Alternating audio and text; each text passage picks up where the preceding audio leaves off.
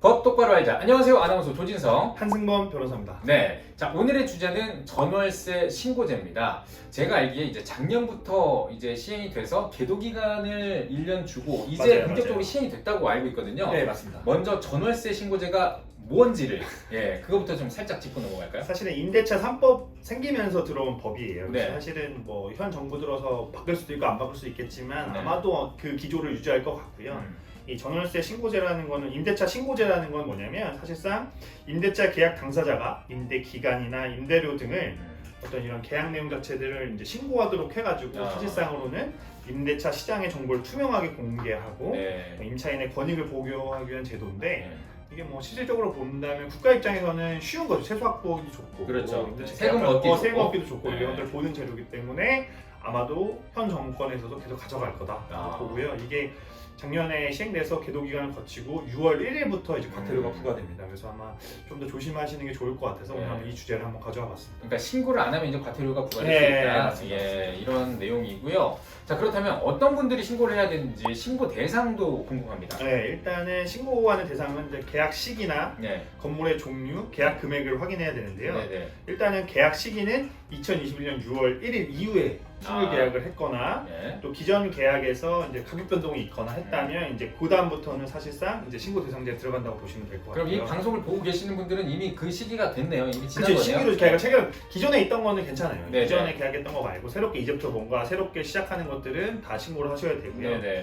네, 건물의 종류는 사실상 수도권이나 광역시, 세종시, 각 도의 시 지역 네. 그래서 임대차, 주택임대차 보호법을 적용을 받는 주거용 건물이라면 모두 해당합니다. 네네. 이제 시가 아닌 곳은 넘어갈 거고 여기에 또 아파트나 다세대 주택뿐만 아니라 고시원, 판잣집, 공장, 또 상가내의 어떤 사실상 주택까지 모두 포함되기 때문에 거의 모든 건물이 대상이 된다고 보시면 될 것 그러네요. 같고요. 네.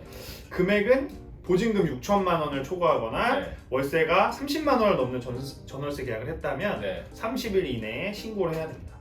그렇군요. 그리고 만약에 계약서 쓰기 전에 계약 가계약금을 건넸잖아요. 예. 그럼 가계약금을 건넨 날로부터 30일 이내에 하셔야 됩니다. 그렇군요. 자, 그럼 신고를 해야 된다는 건 알았습니다. 또 어떤 네. 사람이 신고를 해야 되는지도 알았는데 그렇다면 신고 항목 어떤 것들을 좀 신고를 해야 될까요?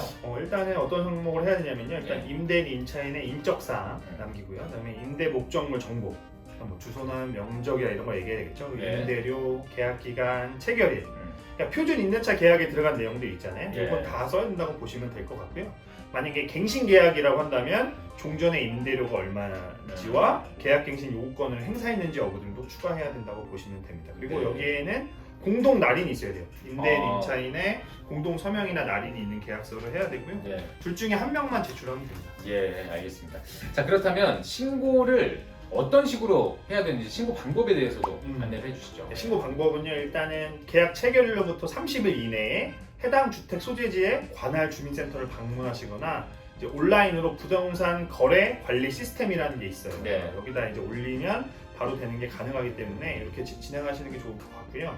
만약에 공인중개사 등 신고인의 위임을 받은 대리인도 위임장을 첨부하면 신고가 가능합니다. 그래서 네. 거기다 맡기셔서 신고하시는 게 좋을 것 같고요. 어쨌든 간에 계도 기간이 지났어요. 네. 그래서 이제 6월 1일 이후기 때문에 정부가 적극적으로 할 수 있다고 보거든요. 네. 그래서 이제부터 좀 조심하셔서 제 생각엔 직접 가시는 것보다는 부동산 거래 관리 시스템을 이용하거나 임대인 그 부동산 어떤 공인중개사 통해서 직접 신고제를 진행하시는 걸 추천드리겠습니다. 네. 아까 신고하지 않으면 과태료가 부과될 수 있다고 말씀하셨잖아요.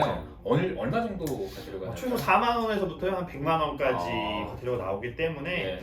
잊지 마시고 꼭 신고하시기를 추천드리겠습니다. 네, 오늘은 전월세 신고제에 대해서 알아봤습니다. 여러분께 많은 도움이 됐으면 좋겠습니다. 구독, 좋아요. 알림 설정까지 부탁드리겠습니다. 예, 저희는 다음 시간에 또 알찬 내용으로 돌아오겠습니다. 고맙습니다.